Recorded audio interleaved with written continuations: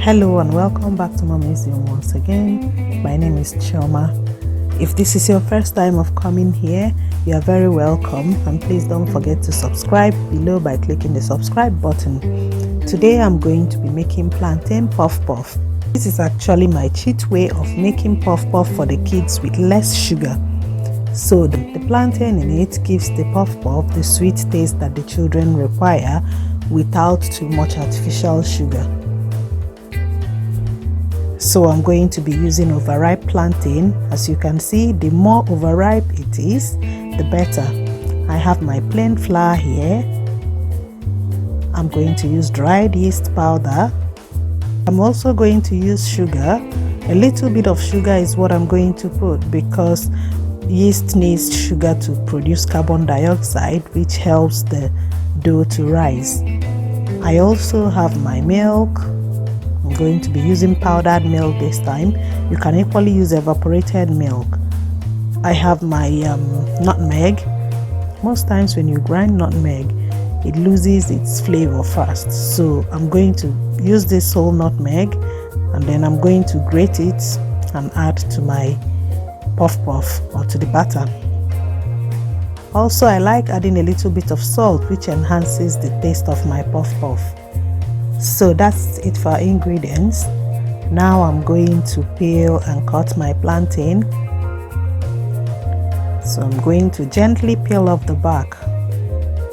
As you can see, it's really ripe, and it's going to just mess up my hands if I don't take my time.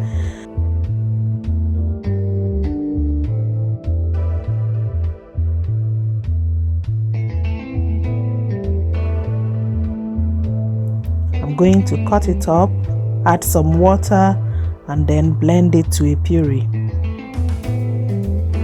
Remember, with this homemade plantain puff puff, you are giving the child a much better option than what you buy in the shops.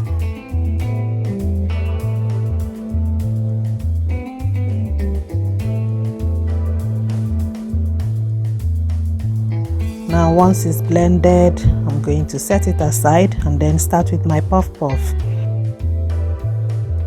I'm going to start by adding my milk and then the yeast, the grated nutmeg here,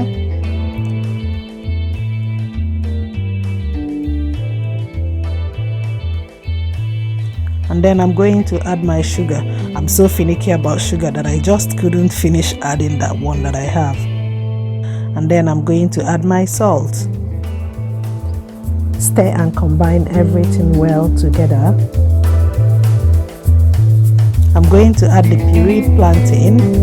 As you can see, it's not completely blended, but you can use your hand to break it up, or whoever is lucky to get it in their chunk of puff puff gets the sweetest part of it. Now I'm going to start adding water slowly to my batter. I'm using warm water. Warm water is always the best when you are mixing your puff puff because it helps the yeast to rise. So as you can see, I'm adding the water slowly so that I can get the right consistency that I need for my puff puff. So keep on watching, and then you can see when I stop and the consistency that I'm going to be using.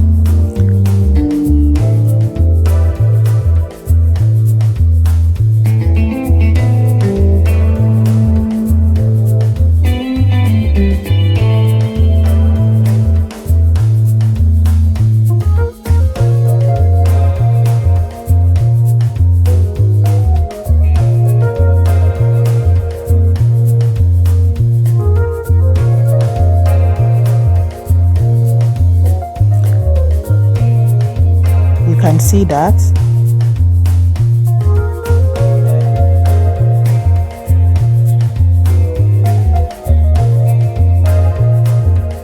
So I've got my batter, which is not too thick and also not too watery. It's just a dropping consistency.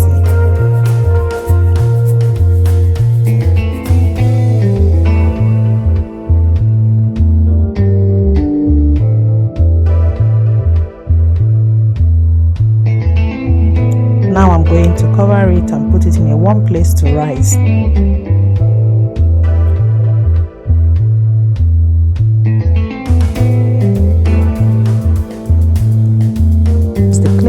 First, and then use a towel over it. This is just in case the puff puff rises too much, which I believe it will not, but at least it will not stain my towel.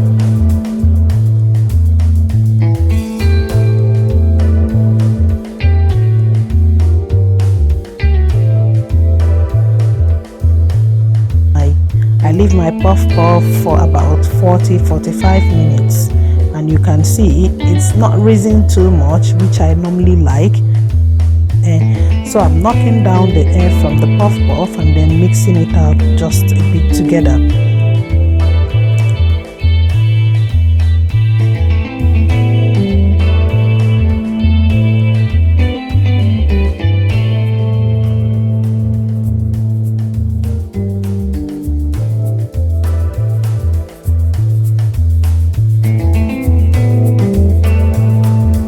Got my oil, which is already hot, and as you can see, I'm frying my puff puff. As you can see how I'm putting the puff puff. I scoop a puff puff, I'll scoop the puff puff and then use my index finger and my first finger to squeeze it out. That's how I enjoy doing it, and that's how I get the rounded shape very well.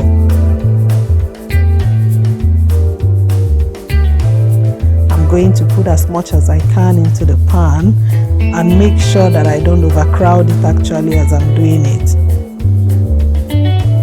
Like making them small and not too big, because that's the way the kids like it. If you're enjoying this video, please don't forget to give it a thumbs up. Remember, with puff puff, the kids can have it as a finger food. They can have it as a snack in their lunch box. You can use it as a main meal.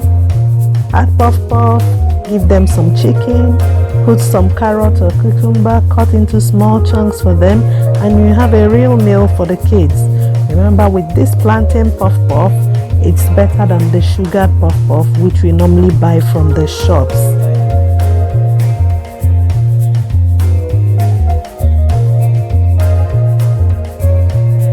That puff puff is frying. Just try and ensure you stir and try and turn the ones that can turn on their own. Sometimes it's difficult to turn this puff puff, so you need to keep an eye.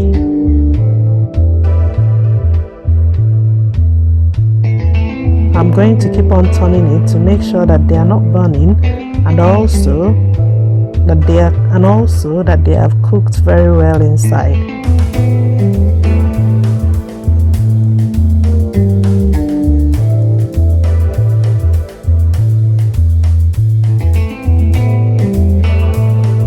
So I'm turning it for the last time now, and the puff puff is almost ready.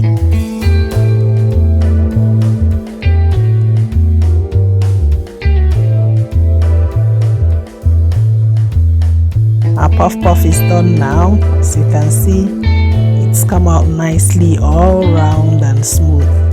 Don't I deserve a clap? Biko, biko, biko, biko, biko, clap for me. I think I deserve a clap for getting it this right, and I hope yours will be better than mine. Don't forget to give me a like too, and also subscribe to Mommy's Yum by clicking the button below. Don't forget to click the bell button so that you also get notifications whenever I post new videos.